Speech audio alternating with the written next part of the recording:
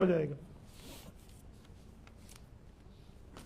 مفتی صاحب ہم کہتے ہیں کہ ایکسیڈنٹ کی موت شہادت کی موت ہے اور آپ نے اس سے پناہ مانگی ہے۔ آپ نے میری بات یا آدھی سمجھی ہے یا آپ نے سمجھنے کی کوشش نہیں فرمائی۔ میں نے کہا تھا جو ون ویلنگ پہ موٹر سائیکل چلاتے ہیں میں ان کی موت کو شہادت نہیں کہتا۔ اب ون ویلنگ والا ایکسیڈنٹ اور ہے اور عام ایکسیڈنٹ اور ہے۔ اللہ کے بندو، اللہ آپ کو حج پہ لے جائے، آدھی بات لکھ کر آپ لوگوں کو بتائیں گے تو کیا ہوگا؟ یہ شکر ہے مجھے پچھلی دفعہ والے سوالات جوابات کے سیشن کی بات یاد ہے۔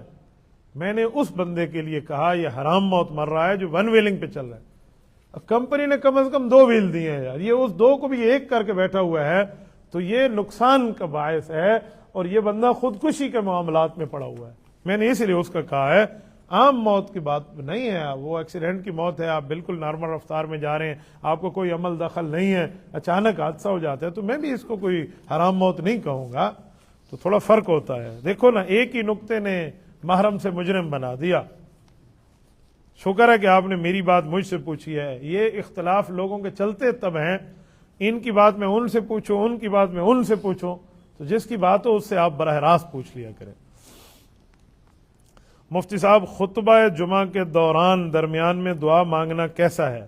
جائز ہے، لیکن اس کے شرائط ہے، نہ ہاتھ اٹھائیں نہ زبان چلائیں، کیونکہ حدیث پاک میں ہے اذا خرج الامام فلا صلاۃ ولا کلام۔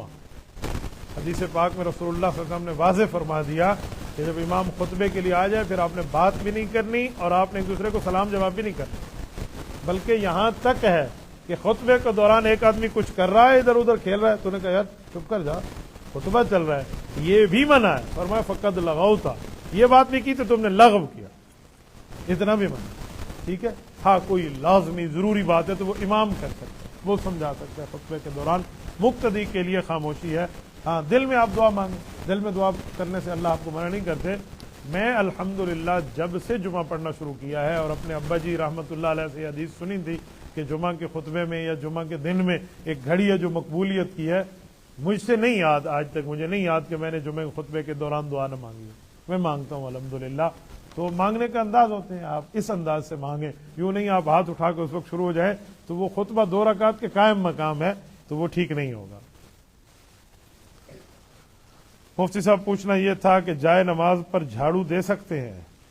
جائے نماز کو آپ ویسے صاف کر لیں، اگر جھاڑو پاک ہے تو آپ جائے نماز کے اوپر پھر لیں، صاف کرنا ہے تب تو ٹھیک ہے۔ یوں نہ ہو کہ وہ پلیتی پر بھی جھاڑو پھر رہا ہے اور جائے نماز پر بھی پھر رہا ہے تو یہ ناجائز ہے۔ مفتی صاحب ایک بندہ ایک جگہ کام کے لیے جائے، 2-3 دن کام کر کے چھوڑ دے تو کیا 2-3 دن کی اجرت اسے دینی چاہیے یا نہیں؟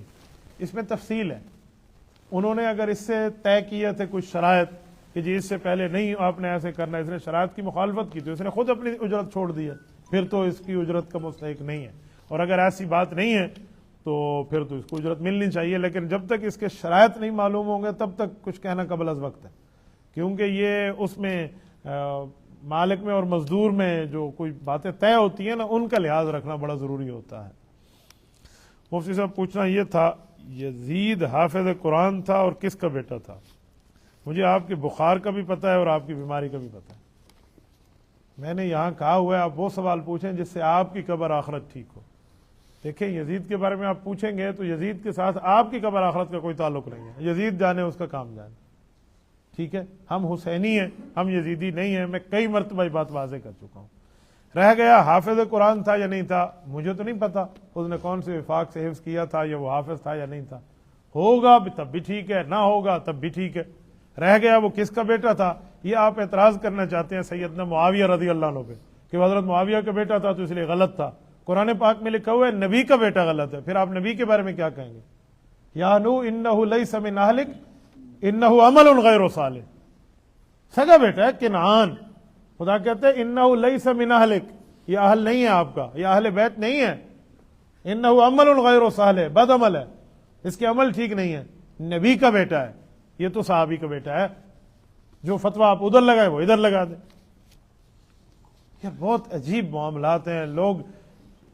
حافظ صاحب میں آپ کو بتاؤں، کل کی بات ہے، مجھے ایک شخص نے کال کی ایک باہر ملک سے، अस्सलाम वालेकुम। वालेकुम अस्सलाम। मुफ्ती साहब एक सवाल बता दो। मैंने कहा जी पूछे।